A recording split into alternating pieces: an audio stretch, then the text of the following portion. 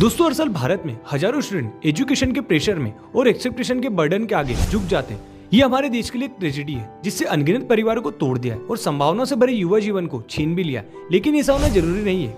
दोस्तों आज हम भारत में स्टूडेंट्स की सुसाइड्स की हार्श रियलिटी और इसे रोकने के लिए हम क्या कर सकते हैं इस बारे में बात करने जा रहे हैं। पहला, the reality of student suicides in India.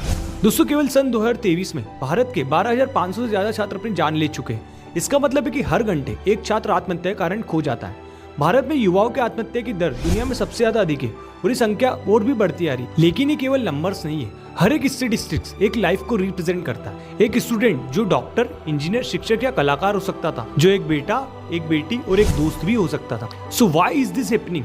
इसके कॉम्प्लेक्स रीजन है, लेकिन दोस्तों इसके कुछ मेन रीजन सामने आते हैं। पहला, प्रेशर टू सक्सीड यानी सफल होने का दबाव। शिक्षाविदों में उत्कृष्टता प्राप्त करने का अत्यधिक दबाव, विशेष रूप से इंजीनियरिंग और मेडिकल जैसे अत्यधिक प्रतिस्पर्धी क्षेत्रों में छात्रों को कुचले जा रहा है। दूसरा, पेरेंटल एक्सपेक्टेशन यानी माता पिता की अपेक्षा है। माता पिता अपने बच्चों को सफल होते देखने की इच्छा से प्रेरित होकर कभी कभी अनजाने में अवास्तविक अपेक्षाएं थोप देते हैं। तीसरा, लेक ऑफ इमोशनल सपोर्ट यानी भावनात्मक समर्थन की कमी। स्कूलों और कॉलेजेस में मानसिक स्वास्थ्य यानी मेंटल हेल्थ की सहायता की गंभीर कमी है, जिससे छात्रों को तनाव यानी प्रेशर और चिंता से खुद ही निपटना पड़ता है। चौथा, स्टिग्मा अबाउट मेंटल हेल्थ यानी मानसिक स्वास्थ्य के बारे में कलंक। मानसिक स्वास्थ्य के मुद्दों पर चर्चा करने के बारे में अभी भी एक महत्वपूर्ण कलंक है, जिससे छात्रों के लिए मदद लेना मुश्किल हो जाता है। तीसरा, the role of educational institution यानी शैक्षणिक संस्थाओं की भूमिका। दोस्तों एजुकेशनल इंस्टीट्यूशन इस संकट में बहुत महत्वपूर्ण भूमिका निभाते हैं, लेकिन वो इसमें कैसे मदद कर सकते हैं आइए समझते हैं। पहला, स्कूल और कॉलेजेस में ऐसा माहौल बनाना चाहिए जहाँ छात्रों को अपने संघर्षों को व्यक्त यानी बताने में सुरक्षित महसूस होना चाहिए।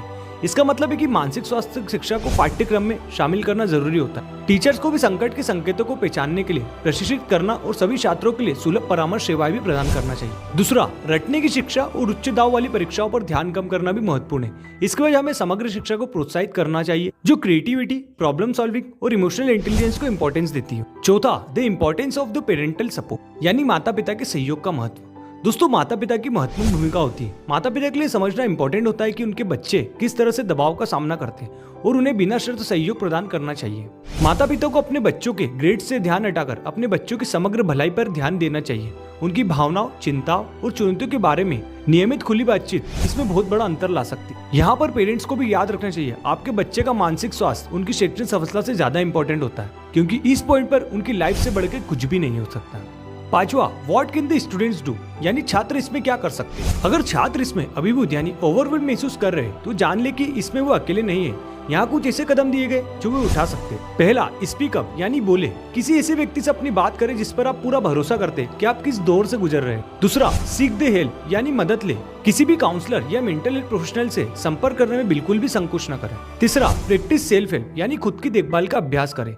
ऐसी एक्टिविटीज में शामिल हो जो आपको खुश करे और आपको आराम करने में मदद करे। चौथा, मैनेज द एक्सपेक्टेशन यानी अपेक्षाओं का प्रबंधन करें। याद रखें कि परिपूर्ण न होना ठीक है, यानी it's okay not to be the perfect. अपने लिए रियलिस्टिक गोल सेट करें, जो आप दिल से चाहते हैं, जिसे आप बनना चाहते हैं, जो आप लाइफ में करना चाहते हैं, उस चीज को जरूर चुनें। छठा, पॉलिसी चेंजेस नीडेड यानी नीतिगत परिवर्तन की आवश्यकता। दोस्तों व्यापक स्तर पर हमें नीतिगत परिवर्तनों की आवश्यकता होती है जो छात्र कल्याण को प्राथमिकता देते हैं। इसमें 3 बातें शामिल है।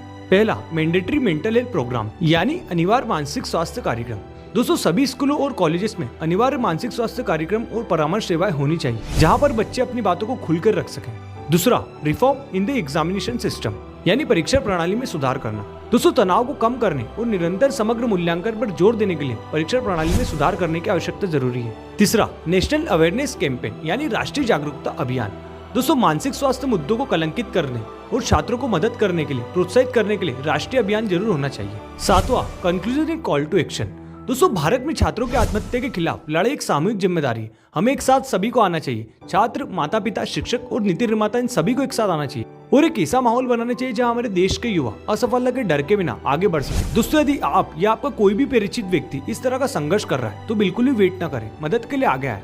हम सब साथ मिलकर एक जीवन बचा सकते हैं। मेंटल हेल्थ के लिए नेशनल हेल्पलाइन नंबर 1800-599-0019 पर जरूर कांटेक्ट करें। और दोस्तों यदि आपको ये वीडियो हेल्पफुल लगा तो इसे दूसरों के साथ जरूर शेयर करें। और आइए हम सब मिलकर इस बारे में जागरूकता फैलाएं और एक ऐसी बातचीत शुरू करें जो किसी का जीवन बचा सकती है, क्योंकि दोस्तों लाइफ इज एवरीथिंग। धन्यवाद, जय हिंद।